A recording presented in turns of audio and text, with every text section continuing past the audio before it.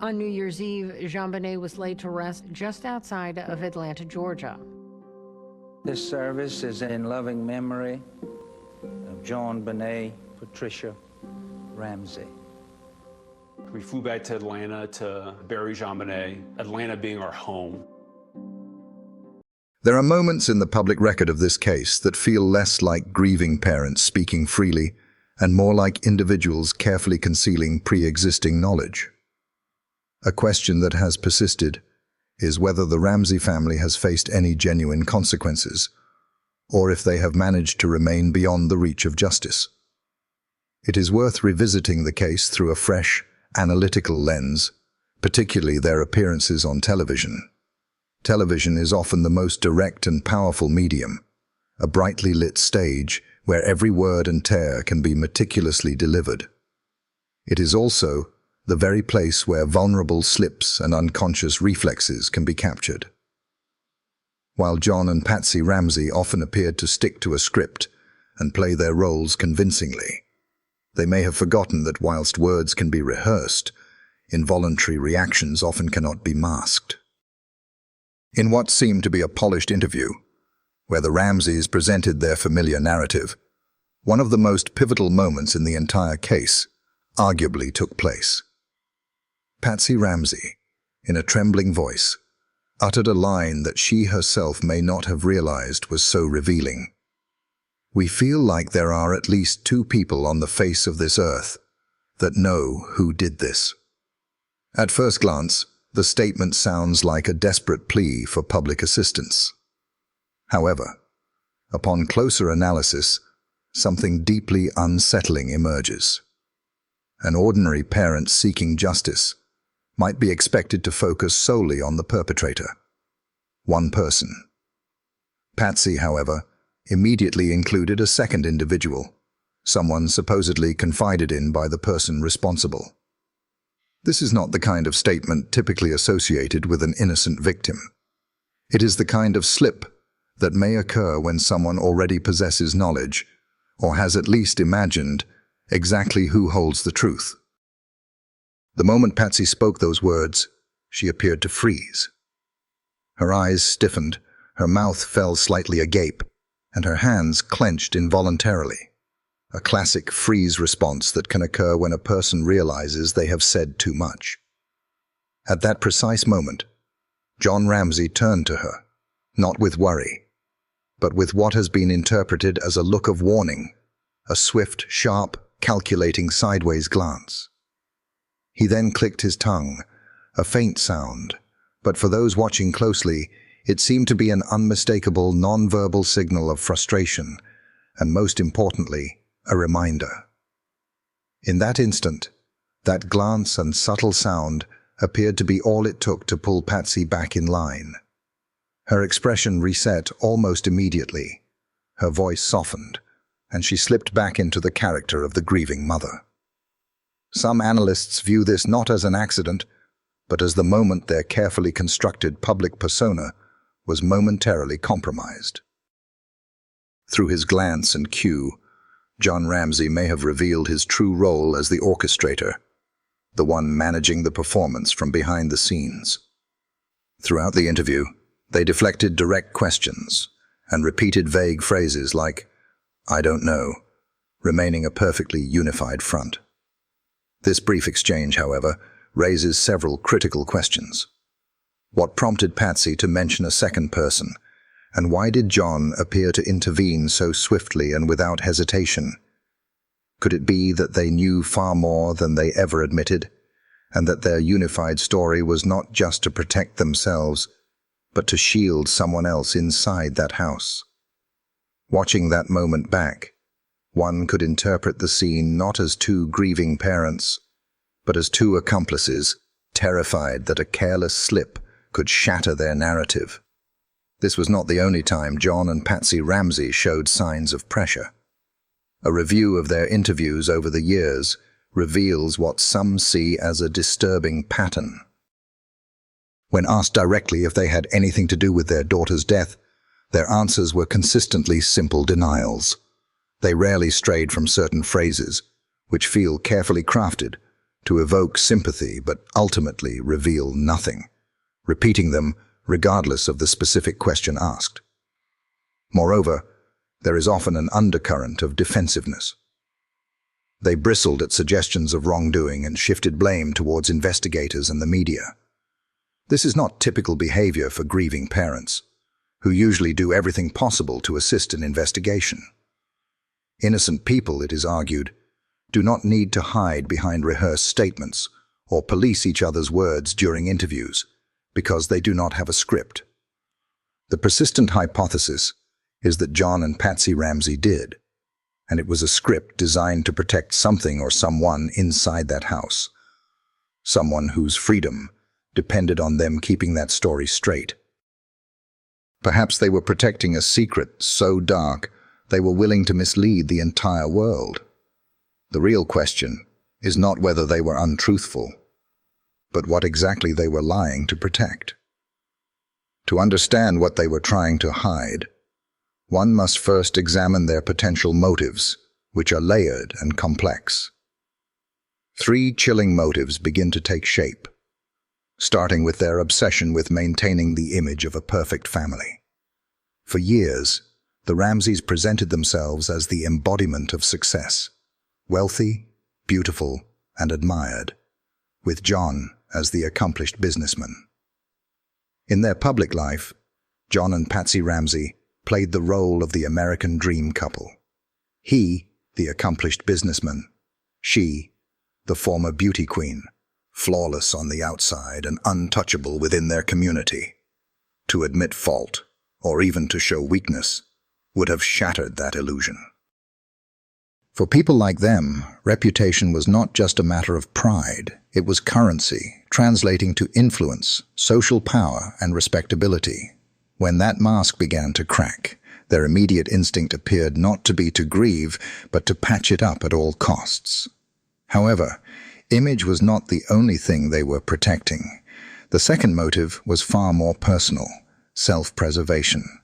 John Ramsey was a man who understood risk and legal exposure. He knew what a criminal investigation could mean, not just for his freedom, but for his empire, his business, and his wealth. If either of them admitted even a shred of culpability, the consequences would extend far beyond their home, leading to lawsuits, bankruptcy, and public disgrace.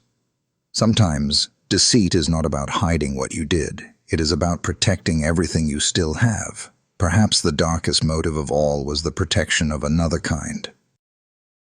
The third possibility is that their deception was not solely about themselves, but about someone else under their roof, someone vulnerable, someone they loved, whose exposure would mean destruction for the entire family. Every time they spoke, dodged a question, or tightened their story, a palpable sense of shielding something or someone was present. There is a critical distinction between fear-driven lies and strategic lies.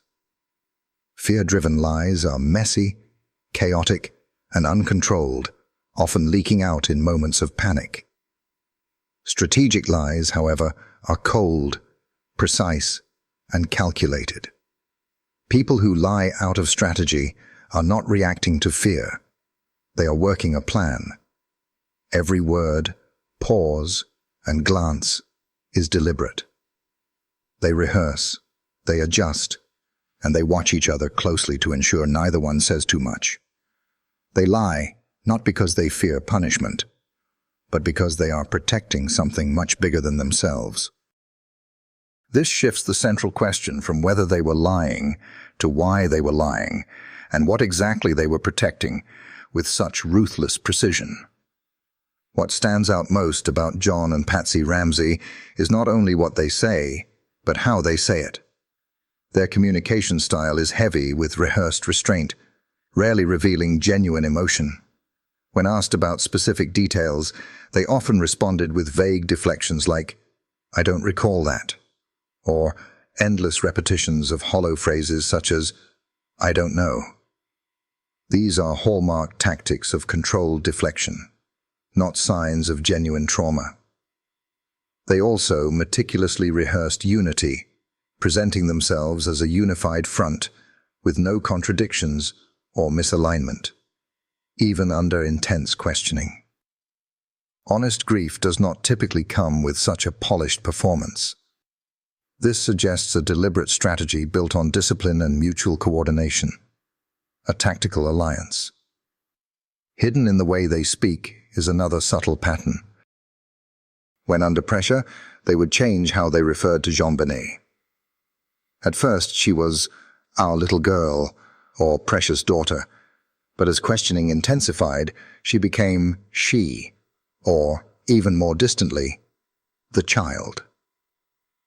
Psychologists call this distancing language, a subconscious attempt to separate themselves emotionally from what happened. Their voices shifted too. Patsy's tone often rose when she was cornered, her words becoming fast and shaky, sprinkled with phrases like, "I swear," in an attempt to force sincerity. These are classic signs of vocal stress, common in deception. They also spoke as if they were spectators, not victims, using detached phrases like, "This family has been through enough," avoiding raw personal connections to the event. You will not hear them say, "I miss her." Instead, they offer generic spiritual platitudes like, "She's in God's hands now." Another element missing from their narrative is a future. They never spoke about the birthdays JonBenét would miss, or memories they wished they could relive. Their focus was always on the case itself, the investigation, the media, the blame. When they did express frustration, it was rarely about losing their daughter, but about everything else, shifting the spotlight onto anyone but themselves. Taken together, these habits, distancing language, vocal shifts, detached phrasing, future avoidance, and constant blame, paint a chilling picture.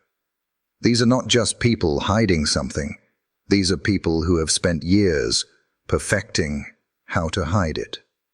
In the end, what remains most disturbing is not just their words, but the way they move together, not as grieving parents, but as two people protecting the same secret. Their unity is too perfect, too seamless, and too rehearsed to be natural. They watch each other carefully, anticipating mistakes and adjusting mid-conversation.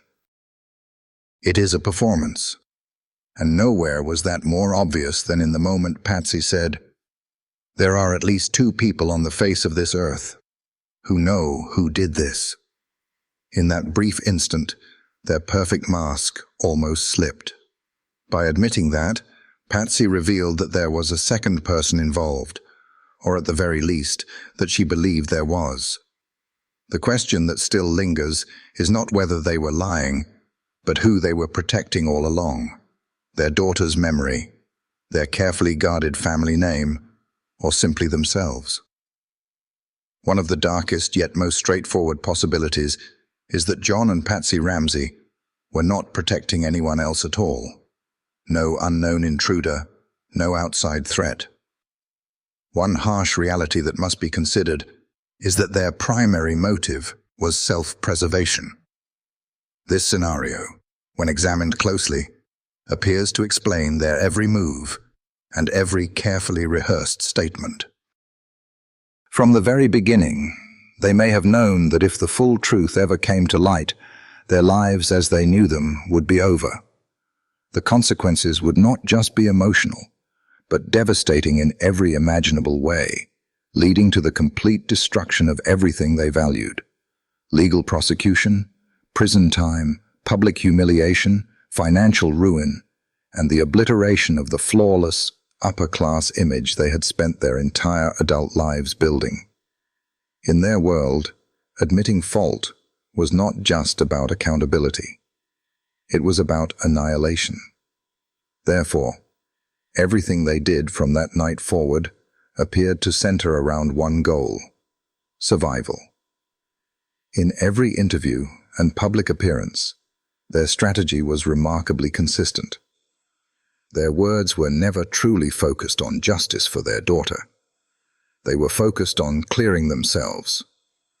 Listen closely, and almost every answer they gave revolved around denying personal responsibility. They carefully avoided acknowledging even the smallest mistakes, such as how they handled the ransom note, allowed people to walk through the crime scene, or how John himself moved the body, an action heavily criticized by investigators. Instead, they downplayed it all, dismissing these actions as minor misunderstandings or details they could not recall. They repeated over and over that they were victims of bad police work and media harassment. The most revealing pattern is how they evaded any question about their personal actions on the night of JonBenét's death. When asked about specific behaviors, where they were at certain times, what happened after the emergency call, they became vague and defensive. They dodged the details, often blaming the police or mysterious outsiders, claiming they had been advised by their lawyers not to speak freely. This was not confusion. It was calculated risk management. Every detail was dangerous. Every admission could unravel everything. The Ramseys were not ordinary grieving parents. They were people with enormous wealth and social influence who understood how to use attorneys and public relations teams to shape the narrative. The biggest threat was not a media frenzy or a police investigation. It was the truth about what really happened that night. There is another theory, one far more unsettling but impossible to ignore, that everything the Ramseys did was about protecting their son, Burke. He was only 9 years old at the time, a child, yes, but old enough to act impulsively without understanding the consequences. In this theory, Burke is not seen as a malicious perpetrator, but as a child who may have lost control in a flash of anger or jealousy, resulting in a tragic accident. Faced with that horrifying possibility, John and Patsy would have had to make an unimaginable decision: protect their son or watch their entire family be destroyed. They chose protection. The Ramseys had both the means and the power to pull it off. They had resources, attorneys, and private investigators, giving them the ability to shield Burke from serious scrutiny in a way that most families never could. From the very beginning, they were extremely protective of Burke's image. John and Patsy repeatedly and almost obsessively insisted that Burke was innocent, often bringing it up unprompted as if trying to preempt suspicion. Then there is the way they carefully shaped the narrative around Burke's actions that night. Patsy, in particular, was known for repeating a very specific phrase across multiple interviews. Burke slept through everything. She said it so often it became a mantra. According to her, Burke was not awake when the ransom note was found, during the emergency call, or while police flooded the house. In every telling, Burke was always asleep, absent from the story. The more one hears it, the more unnatural it begins to sound, as it is almost impossible for a child to sleep through that level of chaos. And yet, according to his parents, Burke was completely unaware, protected by the convenient shield of sleep. Beyond their words, their actions with Burke raised questions. They went to great lengths to limit his exposure to law enforcement and the media, controlling who spoke to him and restricting interviews. Burke was kept out of the spotlight, shielded by lawyers and family spokespeople. When you start connecting these dots, a disturbing picture begins to form. A family using every resource and ounce of influence to protect the one person they believed could not survive what really happened. Not because he was evil, but because he was their son. Admitting the truth about Burke would have meant destroying their entire world. This theory explains why the Ramseys were so quick to align their stories and why their entire narrative was carefully constructed to keep Burke invisible. One must consider that if Burke had been responsible, even accidentally, the Ramseys would have known there would be no turning back, no forgiveness from the public, and no way to reclaim their image. In their most desperate moments, they may have done what many parents might do, protect their child at all costs. There is, however, one more theory, perhaps the most unsettling of them all. It does not involve protecting a child or an unknown intruder, but rather the possibility that John and Patsy were not just protecting themselves or their son, but each other. In this version of events, the entire narrative shifts. It is about covering up something far more calculated within their own marriage. This theory suggests that one of them may have been directly responsible for what happened to JonBenét, whether through a moment of uncontrolled rage, a tragic accident, or something darker, and that the other decided to help cover it up out of loyalty, desperation, and a shared need to survive. In this scenario, the entire narrative begins to make sense for very different reasons. The bizarrely long and detailed ransom note suddenly looks less like the work of a stranger and more like a deliberate joint fabrication. The carefully staged scene begins to look like the product of two people working together, both with something to lose. Even their public behavior, their carefully matched statements, synchronized body language, and shared glances, starts to seem less like a coincidence and more like coordination. There are subtle but undeniable signs that they had reached a quiet, unspoken agreement.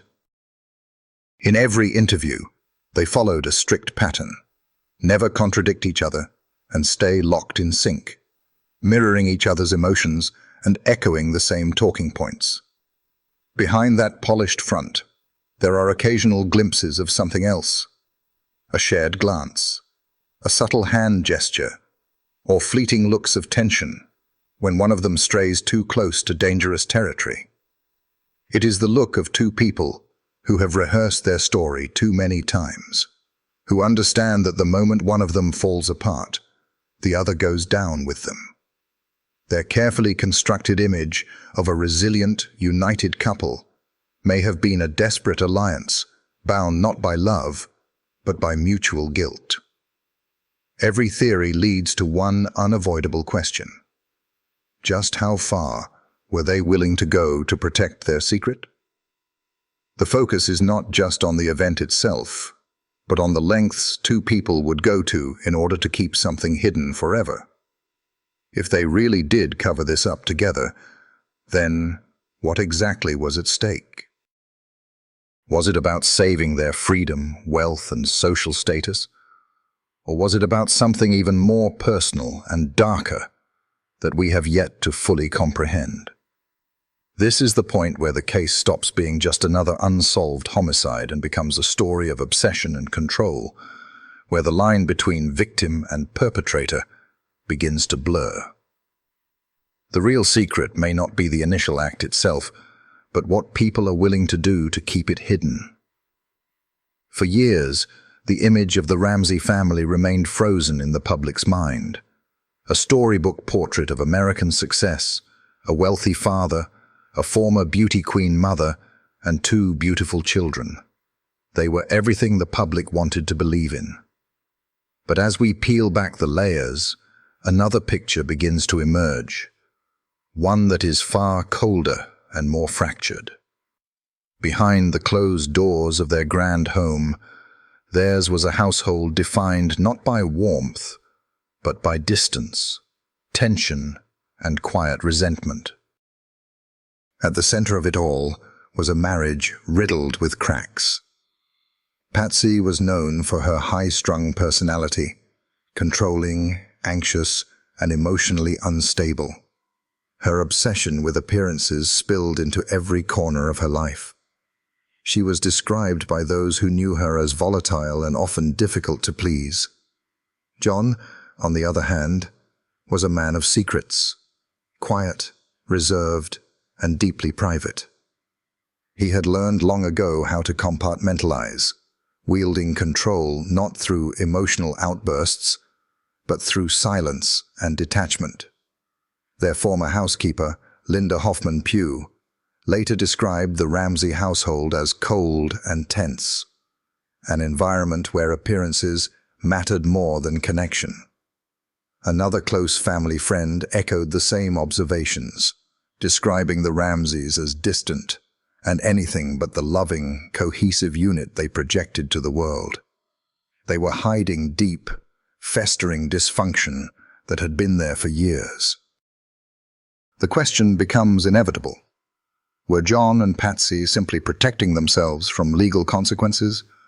Or were they hiding the truth about a marriage and a family that had been broken long before that tragic night? Behind every polished family portrait, there is often one person pulling the strings, quiet, calculating, and always in control. In the Ramsey case, that person may well have been John Ramsey. While much of the public focus has long been placed on Patsy, the emotional, pageant-obsessed parent, there is another figure lurking in the background, a man who speaks calmly, answers carefully, and rarely lets emotion cloud his words. Beneath that calm exterior, however, lies something far more unsettling, an obsession with control. John Ramsey was not just a grieving father or a wealthy businessman. He was a man accustomed to running empires, managing crises, and steering companies. According to many who have studied his behavior, that same need for dominance extended far beyond his business dealings, infiltrating his home, his marriage, and some believe, even the cover-up that followed his daughter's death. Throughout every interview, John exhibits the same consistent pattern.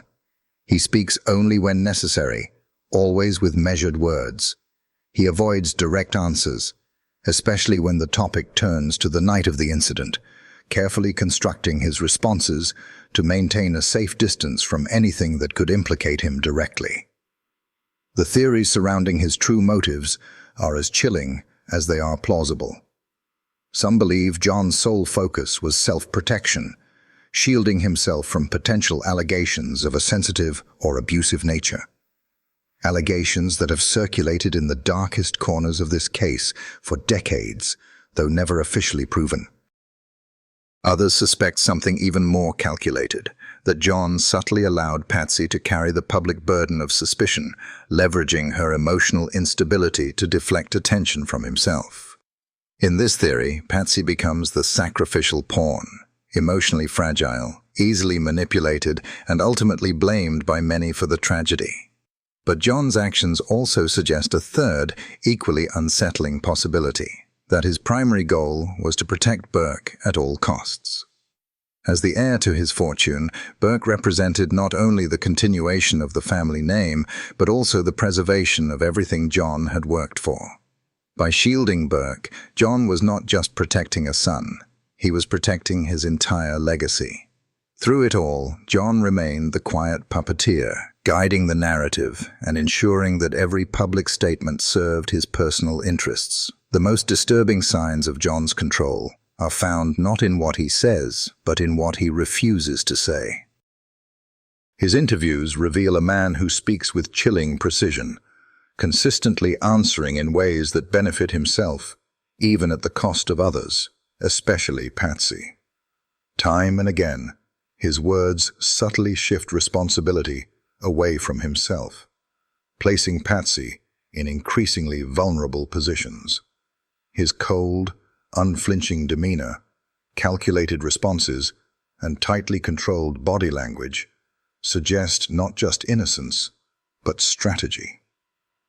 Some experts believe John's behavior points to something even darker, that he may have been orchestrating the entire narrative from the beginning. The ransom note, the carefully managed media appearances, and the coordinated legal strategy all bear the hallmarks of someone who knew exactly how to manipulate a situation for personal gain. The question that lingers is chilling. Did John Ramsey, from the very start, take control of this tragedy not to find justice, but to protect himself and those he chose to shield? This may not simply be a story about a child's death or a grieving family. It may be a story about power and about a man willing to do anything to keep it. What if this case has never really been just about the events of that night? What if the true story has always been about a family that had already broken long before, fractured by resentment, control, and emotional distance.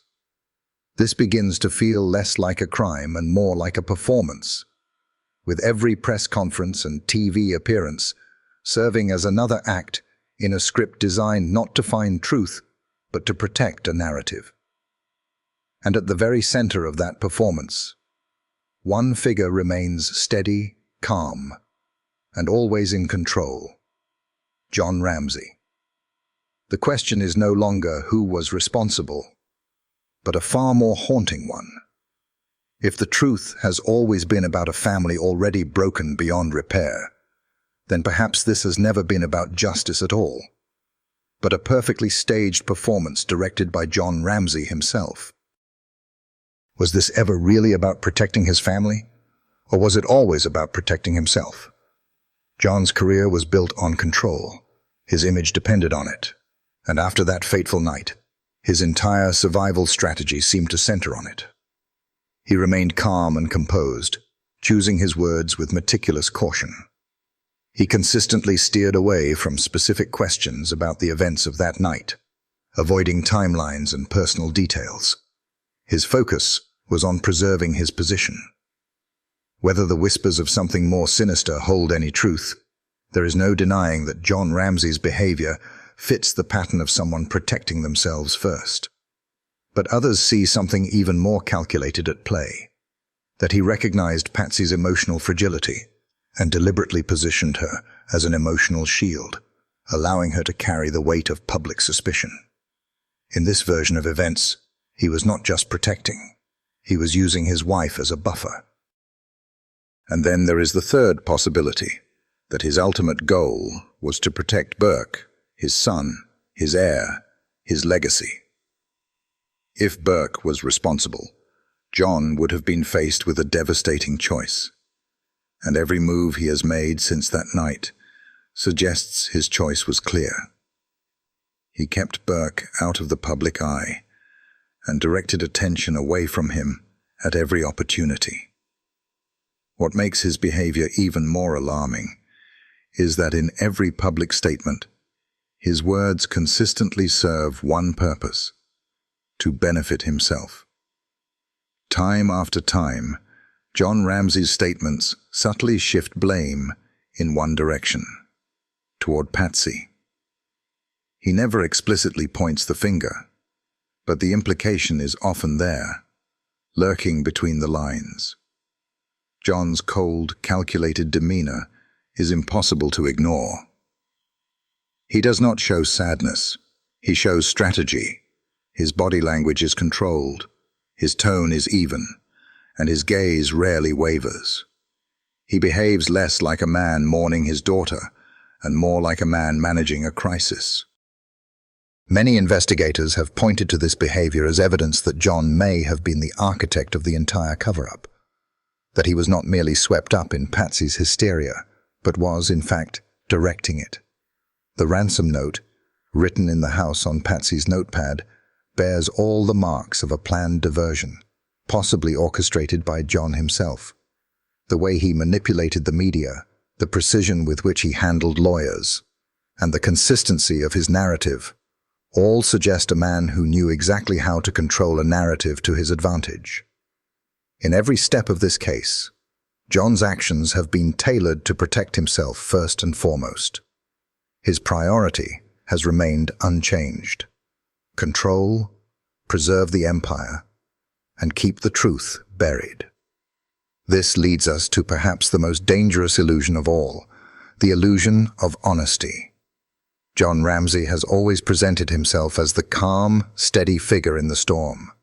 He speaks with quiet restraint, measured and reasonable. But beneath that soft-spoken exterior lies something far more unsettling. A man who has everything to gain by appearing harmless. There is a certain power in being seen as the honest one, the grieving father caught in an unimaginable tragedy. That image earns sympathy and deflects suspicion. While the public focused on Patsy's dramatic personality, John stayed in the background, quietly reinforcing the idea that he was just trying to hold everything together. But this narrative conveniently overlooks how often his calmness has worked to his advantage. Throughout every interview and legal deposition, John's words are carefully crafted to seem reasonable, but they are always words that serve his best interest. Sometimes, the most dangerous person in the room is not the one who screams or cries, but the one who stays quiet, watches everything, and plans every word with surgical precision. John Ramsey has played the role of the reasonable man for decades. What if that was the most strategic role of all? We have spent so much time asking who was responsible for JonBenét Ramsey's death.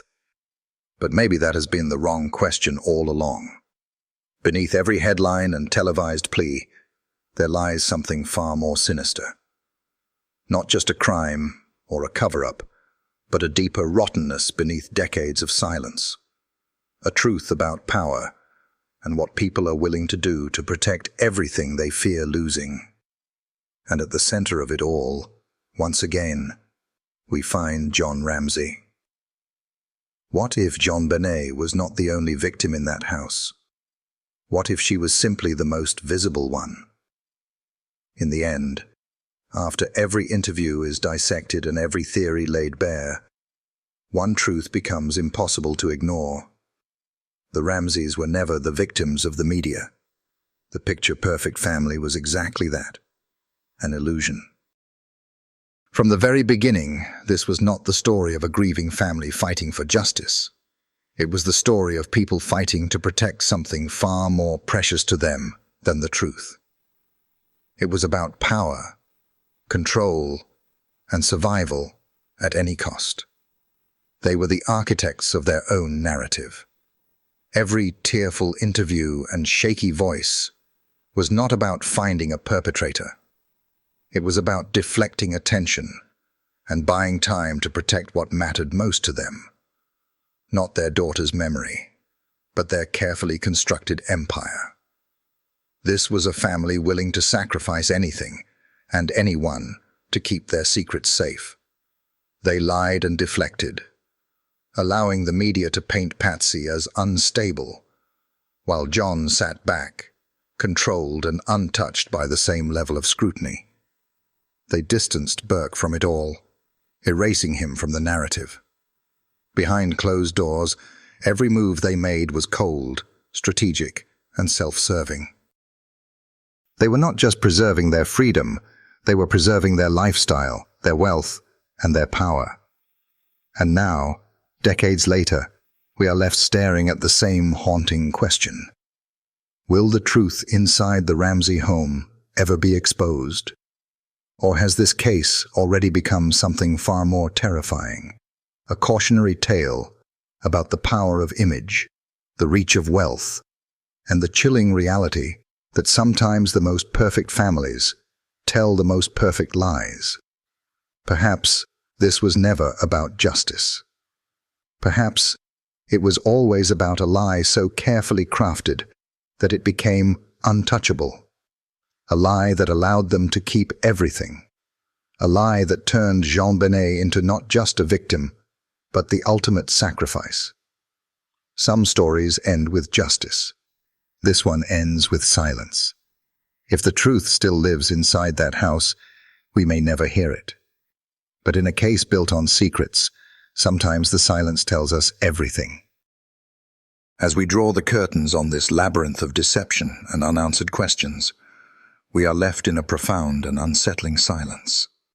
The case files may grow cold, but the memory of a 6-year-old girl remains, frozen in time. After hearing the theories, analyzing the behavior, and witnessing the power of a carefully controlled narrative, how do you feel? Does the story leave you with a sense of anger at a justice system that seems to favor the wealthy and powerful, or a deep sadness for a family and a society that may never know the truth? What will you take away from this cautionary tale? And as you reflect on the silent walls of the Ramsey home, what is the one question that will forever haunt you? Thanks for watching. How do you feel about these arguments and theories? Does it give you a different perspective on the case? Leave your thoughts in the comments, and don't forget to subscribe to the channel to receive the latest notifications.